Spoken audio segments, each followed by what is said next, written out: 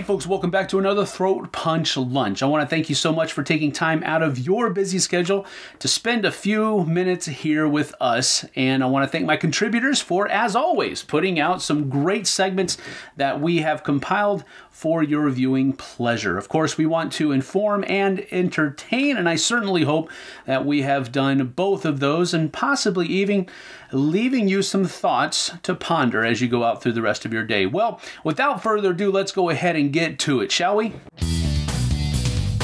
Hi, this is Ambie from Boardgame Blitz, and usually in this segment I talk about how some theme and mechanics go together well in a game, but I just went on vacation to Japan for a couple of weeks, and I went to a lot of board game stores while I was there, so I wanted to show you some of my time there.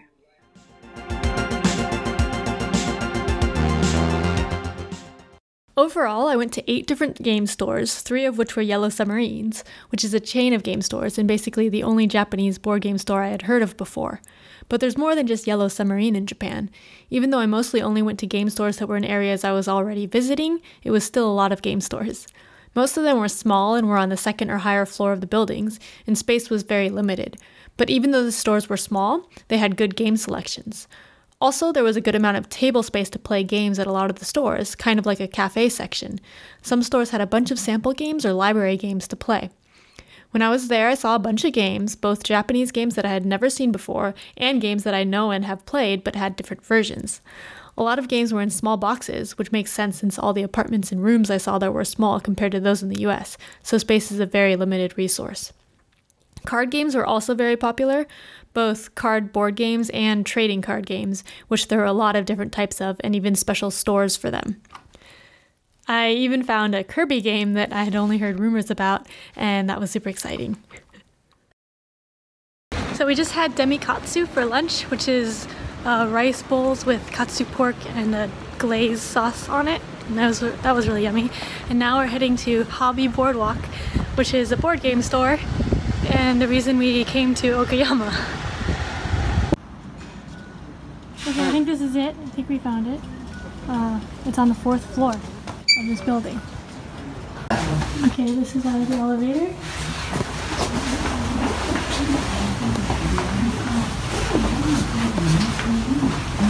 More cards. Cards are really common here. We've seen a lot of card shops.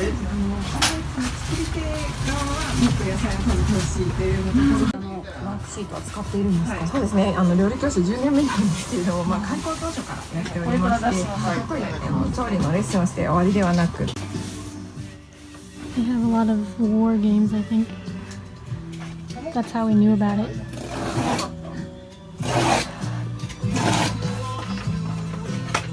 Oh, there's one. 1846. Huh? 1846. Oh, there's an 18XX game! Yay! So this is the one on the 7th floor. It's very big, and I guess Friday Night Magic is happening.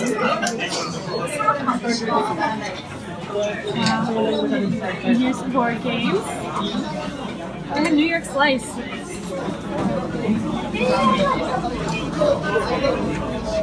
Point games. Oh, and this is cool. At Kiwi Games, they also had tokens, like, you can buy tokens. That's pretty cool. Oh my gosh, and tiny dice. Alright, we're going to this board game spot called Deer Spiel in Shinjuku. Someone on Twitter told us about it, and we have some time to spare. There's some games. They have playing space and libraries there, so you can play.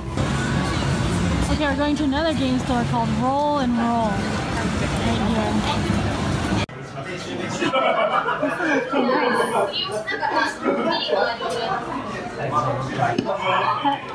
The first game you see at Roll and Roll is Roll Player.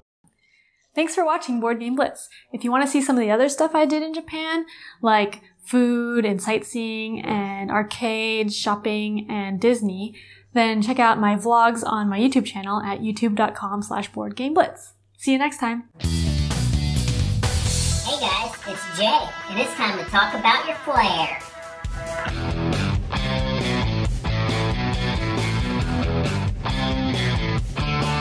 On 15 pieces of Flair, I'm going to show you guys some ways to spruce up that game room. Now there's a new board game late night show out there called Game All Night, and I'm going to be a guest on there either already or coming up pretty soon. I'm not exactly sure the time frames and if they're going to overlap or not, but I'm going to be on there, and I had to make them something for their set. So today I'm going to show you guys how I made this for Game All Night. So for this project, we're going to need a shadow box frame, a small flathead screwdriver, some wax paper, some transparent tape, scissors, an LED light strip, a vinyl decal, a stapler, and not pictured is super glue. First, remove the backing from the shadow box with a small screwdriver. Or hopefully, you get one that will be designed to pop right off. Be sure to get one with a recessed section to hide the LED strip behind a frame. Then I cleaned the glass and cut some wax paper to the length I needed. Now you've got to be gentle with the wax paper or else you get some creases and blemishes that you certainly do not want. It took me a few tries to get a flawless piece. I used scissors to cut it to the exact size, then I used the tape to hold it stiffly in place.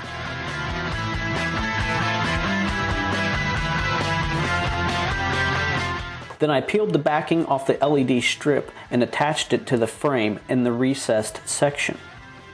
Then I went ahead and flipped it over and applied the vinyl decal. Then back to the LED strip, I used the super glue to add some additional strength to the beginning and the end connections of the lights and the frame. Now I was going to use the old backing, but it just wouldn't work. It all ripped apart. So for the new backing, I just used a piece of plain cardboard and spray painted it blue.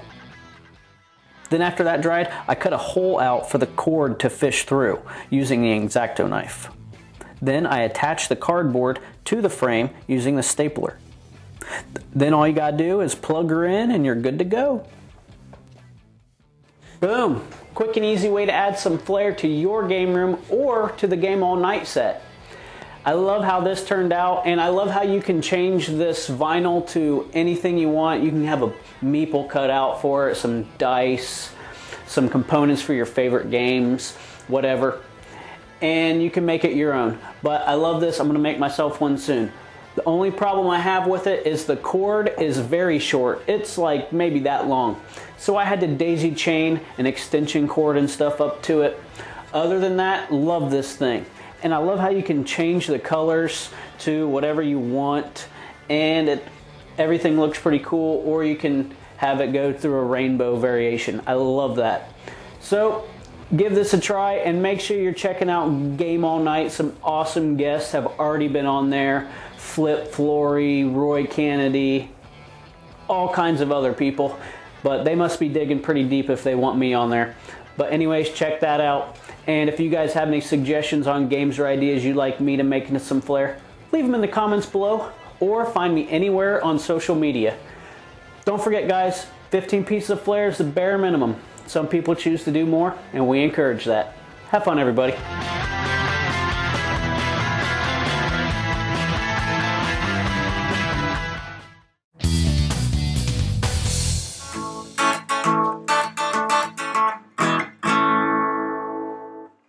Welcome to Throw Punch Lunch. My name is Bobby, and this is These Totally Geeky Games, where I'm going to talk to you about some games that you can recommend to those geeky friends of ours with interests outside of our hobby.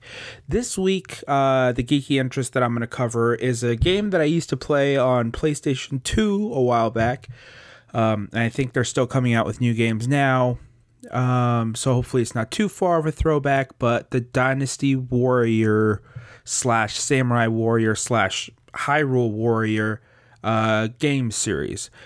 This game series is mostly a hack and slash game series set in kind of like the Romance of the Three Kingdoms period, and there's also a bit of a Asian mysticism twist to it. And so if you like these video games, if you grew up playing these video games, or if your friend did, here are some games that you might enjoy that I would recommend to them.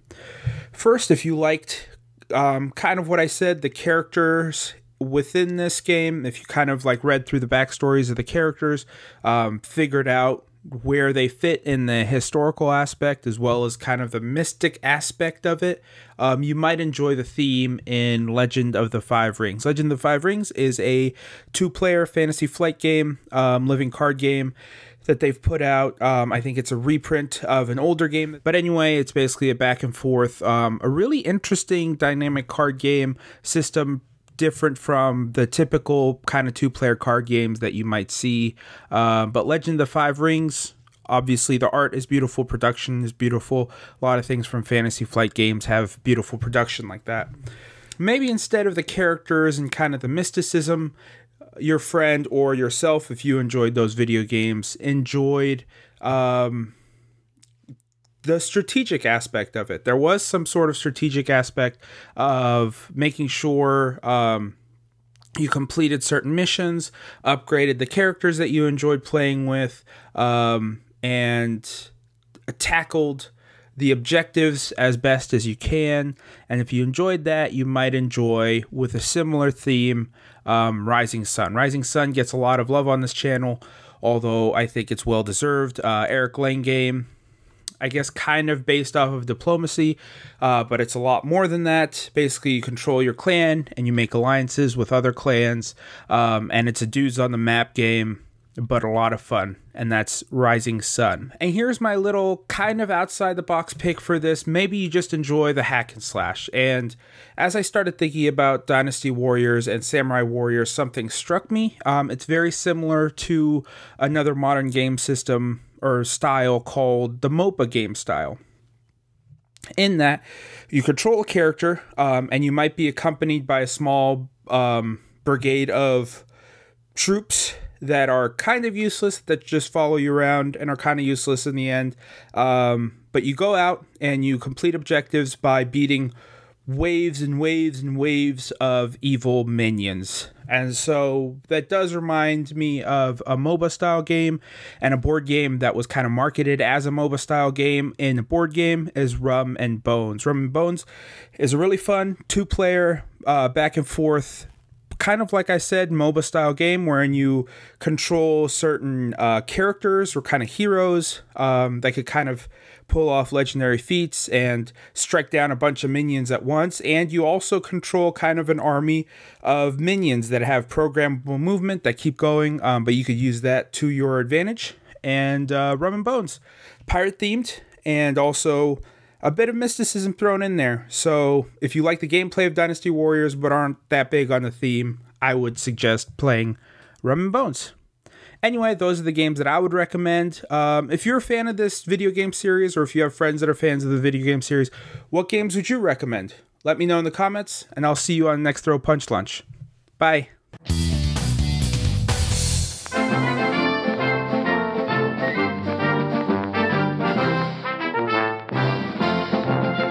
Hey folks, welcome back to another segment of Just Missed It. This is a segment where I talk about a game that I've recently played that really just kind of, in my opinion, missed the mark of being great, or sometimes just good. And that game this week is going to be Dwarves in Trouble. This is one that's designed by Anna Awazani, and it is put out by Hex Games. And basically, it's a game that's themed around a group of dwarves that have acquired, let's put it that way, a bunch of coins and treasure from a dragon's hoard. And they are trying to escape, and the dragon is awoken, and they're trying to get away from the dragon before he eats all of them. And so this is a take that game where you're basically playing cards on other people and you're giving your treasure away to them, because at the end of the game, the dragon is going to eat everybody at the table except for the person who has the least amount of gold. And that's the person who wins the game. And it's really a fun, interesting idea where all of the cards have these different quotes on them, and the rulebook encourages you to read those quotes in your best dwarven voice possible. And so there's a lot of fun that is in the game inherently, but every time it hit the table, it just kind of left everybody going, Yeah, no, I don't really like it. Which is really unfortunate because the game has great artwork. The component quality is very good as well. I mean, for a card game with cardboard tokens in it, it's decent. But every single time the game hit the table, it just kind of fell flat.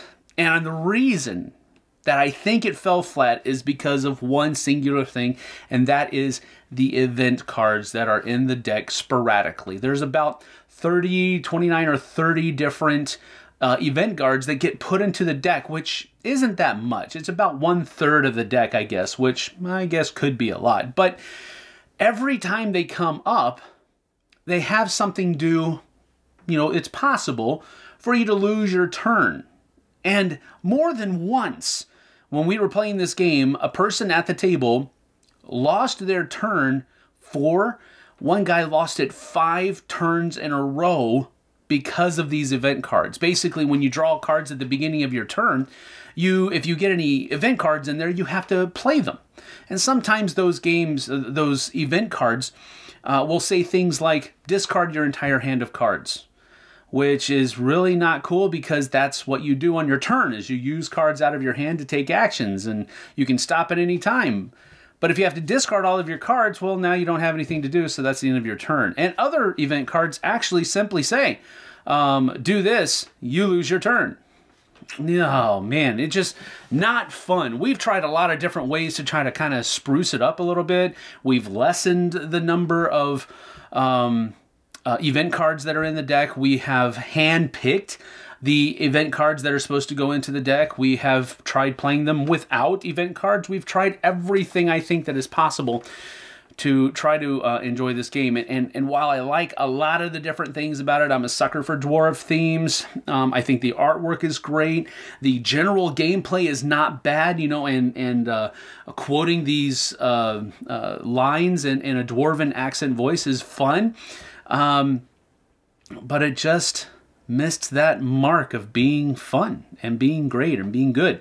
So, unfortunately, Dwarves in trouble. I'll be reviewing this later on to get my full thing in there, but just missed it.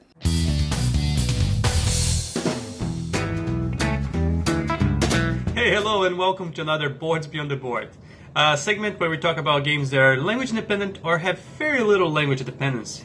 And today we're going to do some science as we talk about a big game that comes in a small box. And I'm talking about compound. So the player board is where you're going to store most of the stuff you need. You get all your elements over here so you can put it on your compound, so you can collect compounds and make sets of them.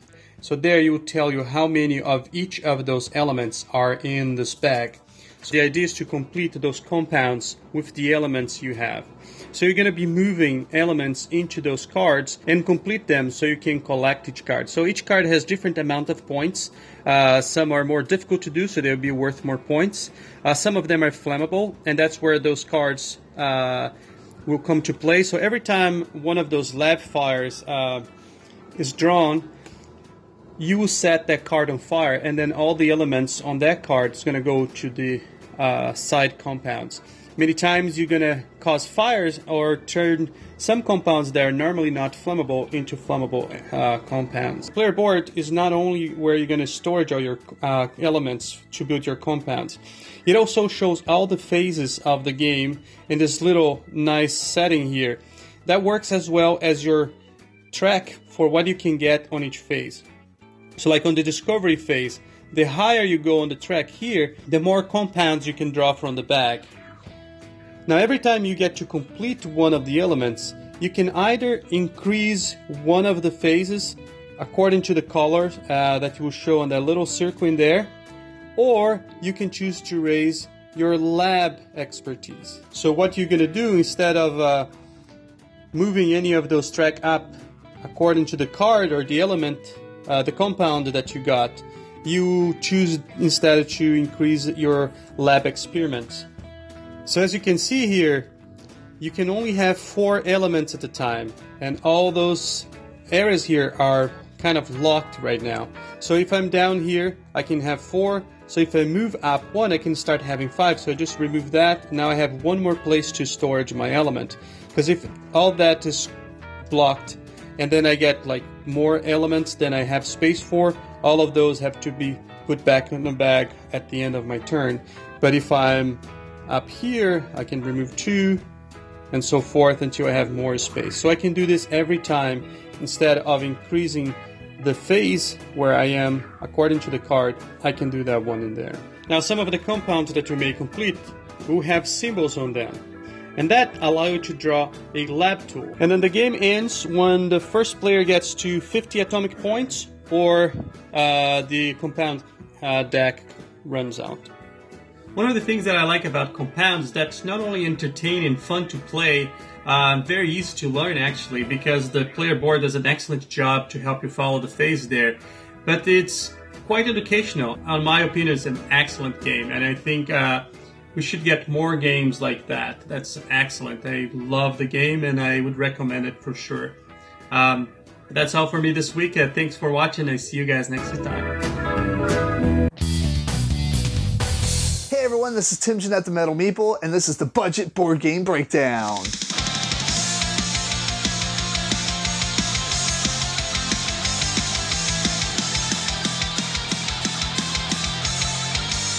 So recently, some friends and I went to LexiCon Gaming Convention 2018. This is a gaming convention that happens in Lexington, Kentucky, which is only about an hour away from me. It's a smaller convention, not, like Origins and Gen Con and stuff, obviously. Otherwise, you probably would have heard of it, but it's about 600 people or so. I think that's about what it was last year. I don't know the official numbers or anything, but it seems to be about the same size this time. It takes place in a hotel. They've got tons of board games and RPGs. A lot of tournaments are going on. I played Crokinole for the first time. I played like 5 hours of Crokinole in a tournament, which was actually pretty interesting. And we did some pandemic survival. Just checked out all kinds of stuff. I mean, it's a really great time. If you're ever in the Lexington area around this time of year, this is when it happens. So anyway, I took a bunch of footage, just put it together in a montage video, and I'm going to show you it now, and enjoy.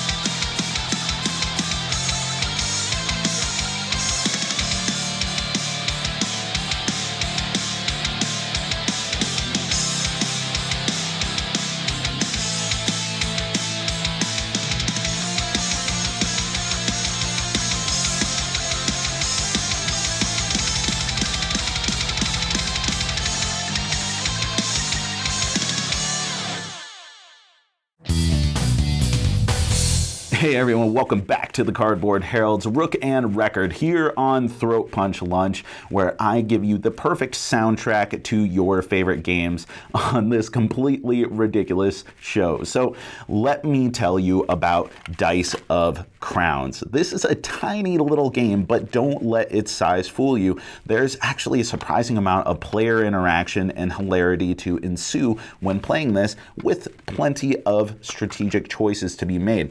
Not only are the components absolutely awesome, including this unterrible rule book here, or rule pamphlet, but also the components inside. You got these beautiful custom dice and little tokens and everything, but that's not where the heart and soul of this game is. It's the tin itself, the accessibility, the portability, and the universality. I don't think that's a word, but the universal nature of this game, that it can be brought anywhere, played by anyone, and had a lot of fun in a short amount of time.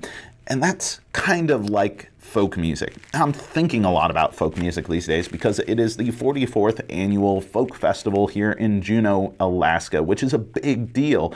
And I'm a musician. I'm an appreciator of music. I am an appreciator of the arts.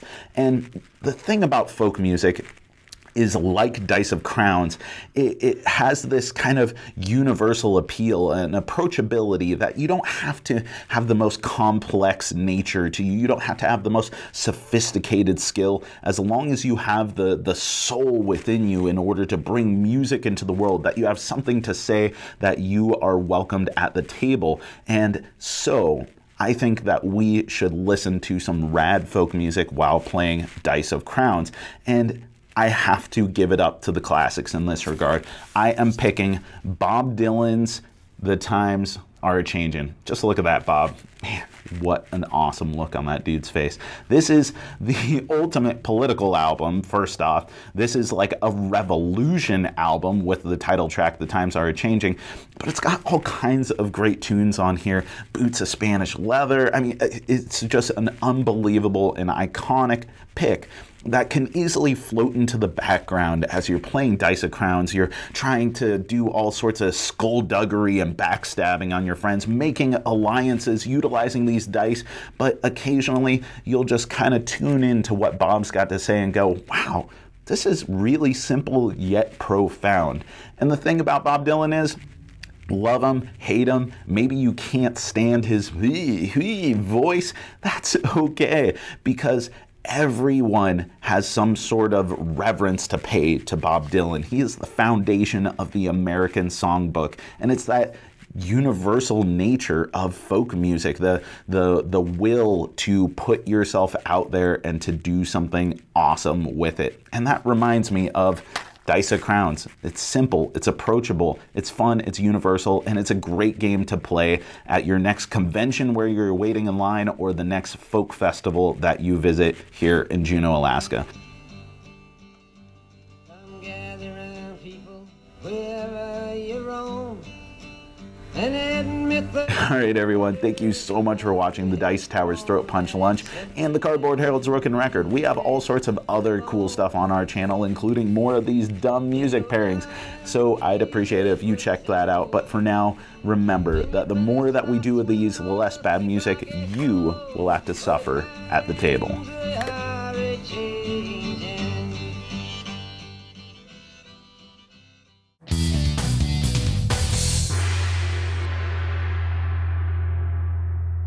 Hi, welcome to Board Game Opinions. My name's Steve Rain. I'm Jonathan Hicks. And I'm Matt Windle. And our flavour of the month this month is Bunny Kingdom, which has been played quite a lot since we got it in at the cafe. Bunny Kingdom is a game about making fiefs on the board using your bunnies. A fief is basically an area of connected bunnies that you can put onto the board.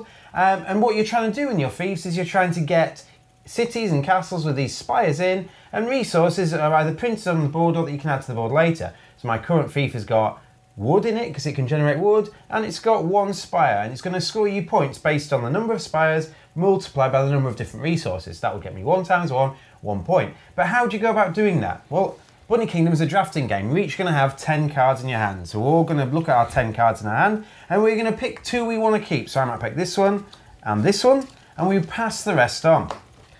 Thank you very much. Once everyone's picked, you reveal your cards, and the cards will be 3 different types of things. They could have grid locations on, F10, so what I would do, I would take my rabbit, I would put it in F10 on the board.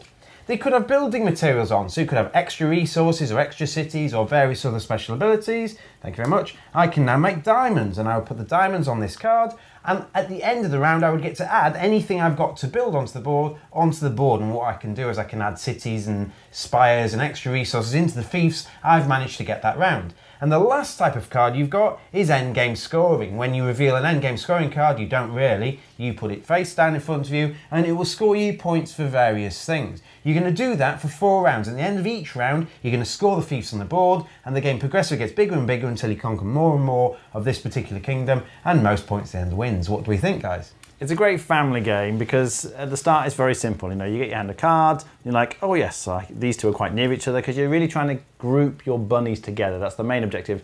And most people realise at the start, it's like, okay, these are close to each other, and oh, I can get some extra resources. The only thing is, when it comes to scoring, because it happens over 4 rounds, doesn't it? The scoring takes place 4 times. At first, I find new people often struggle a lot with, hang on, how do we work out the scoring again? But once they get it, it plays very smoothly. I like the bit where you grab your cards and you see that first card that you really want, that you know not only helps you, it blocks something else. Creating lines that break up people's fiefs and stuff is always fun. Yeah, if you can see someone's got a fief like this and a fief like this, and if they get this spot here, they're going to join 2 fiefs that are producing quite a lot of points to make 1 mega fief, and you're the guy who's got that card in the hand. And you do care about what you pass on as well. Yeah. Sometimes it is so beneficial to take a card even if it's not quite as good for you. And that, it means there's more decisions, a lot more going on, as soon as the game progresses further. Once you've played it a few times, there's a nice selection of endgame scoring cards, and some of them benefit for you for having large fiefs, some of them benefit you for having lots of small ones, some having rabbits near the edge of the board or the corners, or having certain kinds of resources. There's a lot of variation in terms of the different sorts of endgame scoring you can go for. Yeah, there's even one, your favourite one. You get 10 points at the very end of the game if you're second, and that's it. It doesn't score you anything else. So you could take it if you think you're going to win, to make sure no one else gets it. You can take it, I think he's going to pick me, but I might get this 10 points. I've yet to win with it. I've not seen anyone win with it, but the potential is there. I quite like if you don't kind of get one massive fief, like Jonathan says, you can kind of build up endgame scoring points by just trying to get, well, I just need to, this scores me points for wood, I'll try and get wood, and so on like that.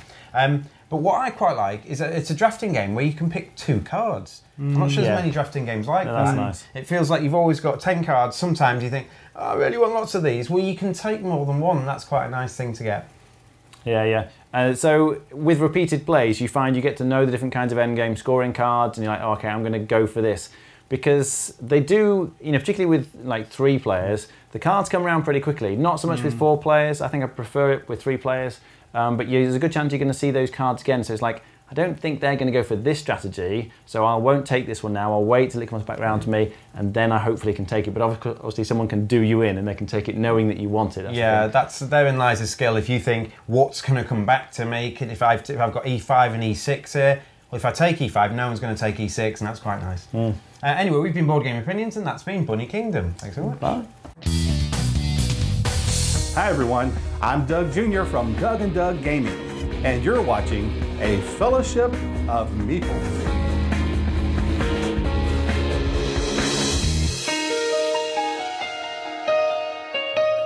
This is the segment that talks about the board gaming group and the people that comprise that group. Now, you may notice that one of our people is missing, and that, of course, is Doug the Third. Douglas is out in Colorado right now doing some great things, actually training for a missions trip overseas pretty soon. He'll be on and off the show from time to time. He'll be sending in clips, so don't worry, you'll be seeing him. And if you're interested in what he's up to, you can follow him on Instagram. His name is I Am a Pirate Arg. I'll put it down below so you can check it out. So this past Tuesday was our game night, and we had a small turnout because 3 people were out of town, a couple of others had prior commitments, and we have International Tabletop Day coming up this Saturday, so it wasn't a big turnout, but Sophia, Kevin, and I got together and we played 2 great games. First of all, Kevin taught us how to play Rialto. This is a very clever Stephen Feld game that is featuring the city of Venice, Italy. And he taught us the game, we played it, had a great time, and then I introduced one of my games to Kevin and to Sophia, and that is Above and Below by Ryan Locke. This is a great game that is kind of a storytelling game. It's got some worker placement kind of elements to it, some resource gathering elements. It's an awesome game, but Sophia and Kevin had never played that, so I had to spend a fair amount of time teaching that to them. Just like Kevin spent a fair amount of time teaching Rialto to us. So it kind of got me to thinking, is it worth the time commitment, since we do have limited time to game on that night? Is it worth the time commitment to learn new games, or maybe it would be best spent playing old games that we already know how to play, some that we've played together before?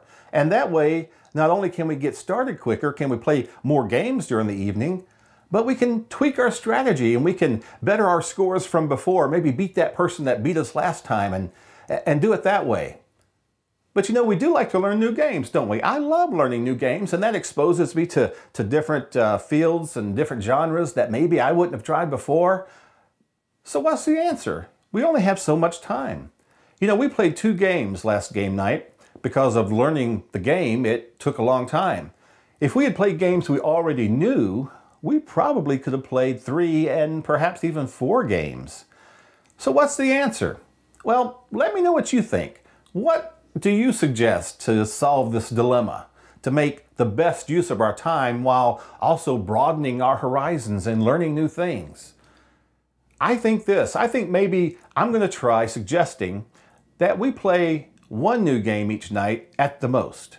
And then we play a favorite or 2 that we already know and that we can jump right into.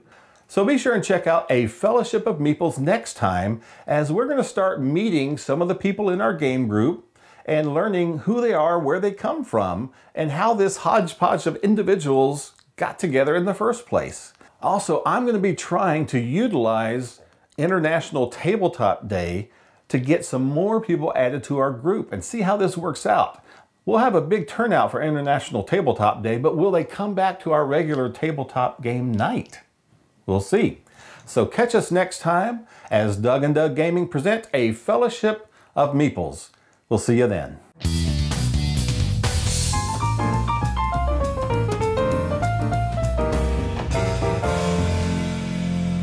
Hey gamers, this is Liz Davidson from Beyond Solitaire, and I'm here to bring you another episode of Solo-Thrash, Amerithrash gaming for those of us who like to play alone. Today I want to present to you a very interesting game designed by Andrew Parks called Dungeon Alliance. In Dungeon Alliance, you control an alliance, a team of 4 brave heroes who are going into the dungeon to try to gain the most experience they can before dawn. Or in the solo version of the game, you can also play quests to give yourself a bit of a goal while you're playing. But Dungeon Alliance is a lot more than your average dungeon crawler. It combines tactical combat, moving around the dungeon board, with deck building, so purchasing cards from this row as you gain experience, and hand management. Each hero has a set of their own cards.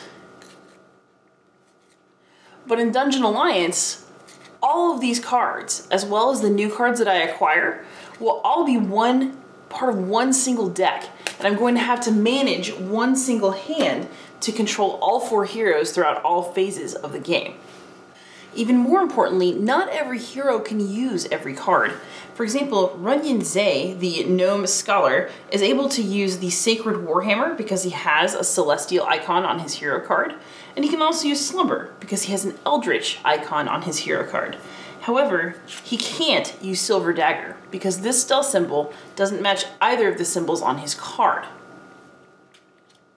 A large part of the strategy of this game is choosing who to activate when, and figuring out which cards are actually the best buy for you that you can make the most out of most of the time, knowing full well that not every hero is going to be able to use every card. As heroes activate and move through doors, you're able to add tiles that you draft to the main dungeon, which gives you new monsters to fight and new treasures to hunt for. The solo and cooperative versions of Dungeon Alliance also come with these really cool cards that help you direct how monsters move and help you see some extra challenges that can be added to a game that you're playing by yourself. So, for example, this card is going to show you that At the end of the hero's round this card is drawn, this card will be taken away from the middle of the market, and it's completely taken out of the game. So if you want to buy it, you know that there's a strong time limit on when you can have it. And these are different options for monster movement. Basically, option 1 is always the most pleasant, but if you can't take it, you have to take option 2. And if you can't take that, you get stuck with option 3, and something worse happens than either of the other 2 options that came before. So a lot of the game is strategizing about, you know, leaving monsters able to perform attacks on you so that you don't have to take 2 poison wounds, or figuring out what the best position for you is going to be, knowing what's going to happen at the end of the turn. Overall, Dungeon Alliance is providing me with an extremely satisfying puzzle that has me coming back again and again to try out different combinations of heroes and different combinations of cards, because I'm always looking for some sort of clever way to play what's in my hand. I hope that soon you will be too. Happy gaming.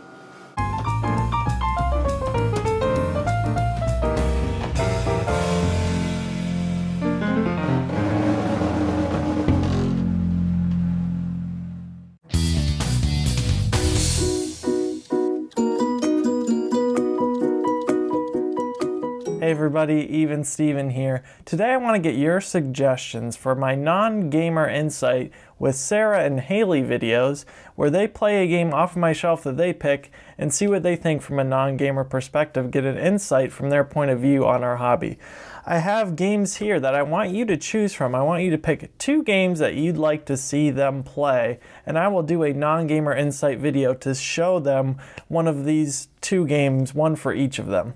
So put in the comments below what game you'd like to see Sarah and Healey play. The next thing I want to get to is a contest. I have a $15 Amazon gift card code to email to a lucky winner. And what we're going to do is I'm going to get 10 random board game pieces. And I'm going to set them out in pictures that you're going to see in a second. And then I want you to email me a list of what pieces those games go to. So you're going to send me a list of 10 games that you think those pieces each individually go to. Whoever wins and emails me the list correct first will get the code. So let's get to the contest, and remember, let me know, what game do you want to see Sarah and Healey play?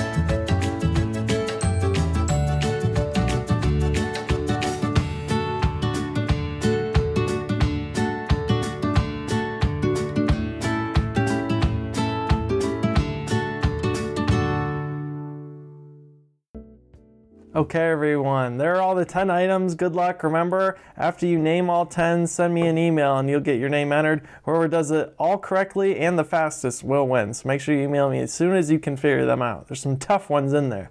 Let me know in the comments below. Do you like cool contests like this that make you think about games a little bit and maybe test your memory? We'll see you next time, guys. Good luck.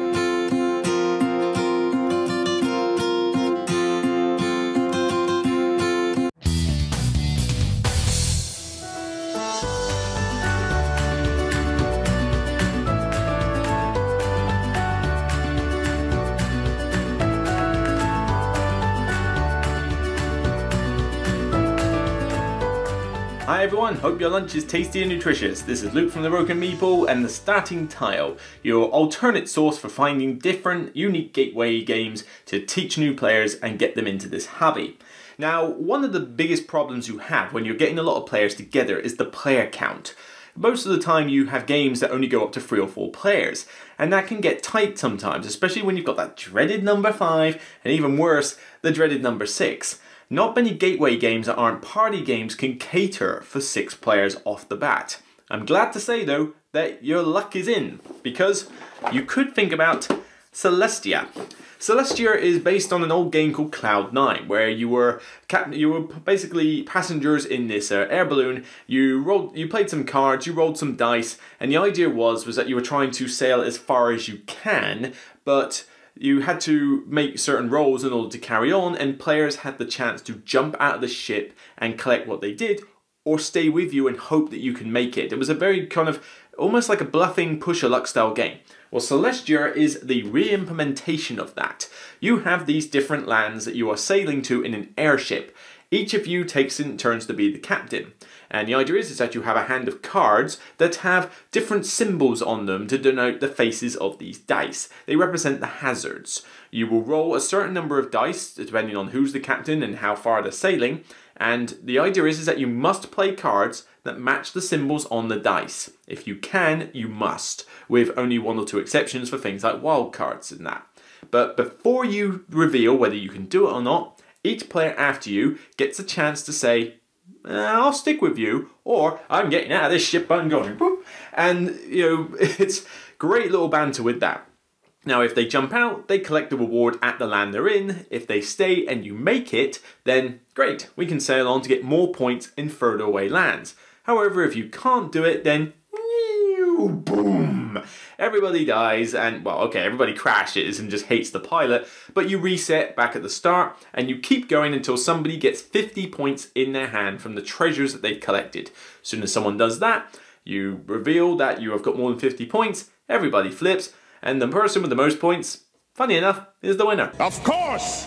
Now, Celestia for me just works so well. It does up to 6 players. The playing time on the box is 30 minutes. That's not that far off. You would not be playing this for longer than 45 minutes. It can be 30 to 45 minutes with anything from 2 to 6 players. It's certainly a lot better if you play this with more players though. I mean, 2 to 3 is okay, 4 is fine, but really, the fact that this can go up to 5 or 6 is why you should play this game. This works brilliantly at 5 to 6 with different captains, everybody bantering around the table, shouting at each other for not being able to deal with a simple bit of cloud as a hazard or something, you know, and the bluffing aspect, because you can lie about whether you can make it or not, because you don't want people to be in your ship, because you want to have lots of points and not them.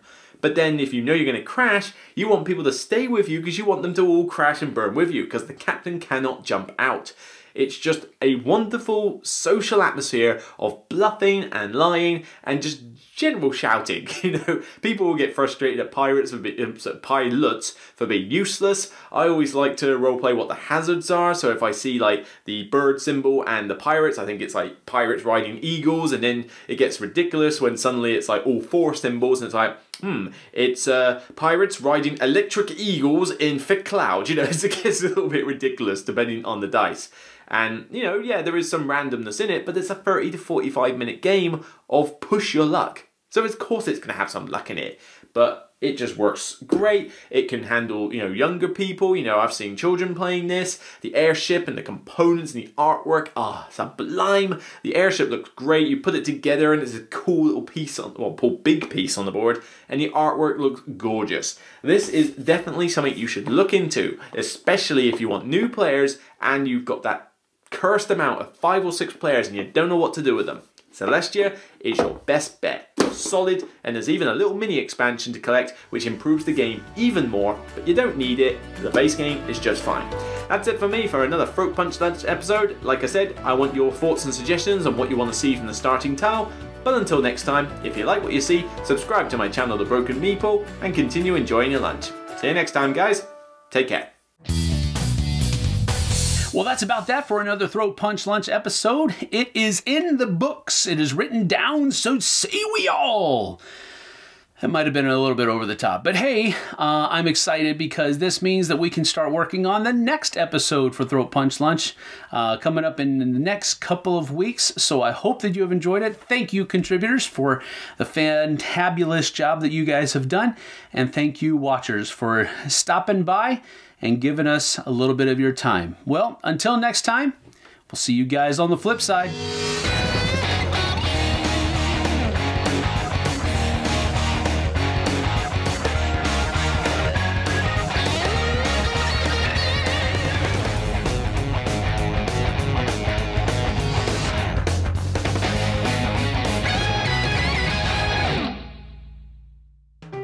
Thanks so much for watching the Dice Tower videos. Find more great videos and reviews as well as our top-rated audio podcast at Dicetower.com. You can also find other great shows at Dicetowernetwork.com. I'm Eric Summerer, and you've been watching The Dice Tower.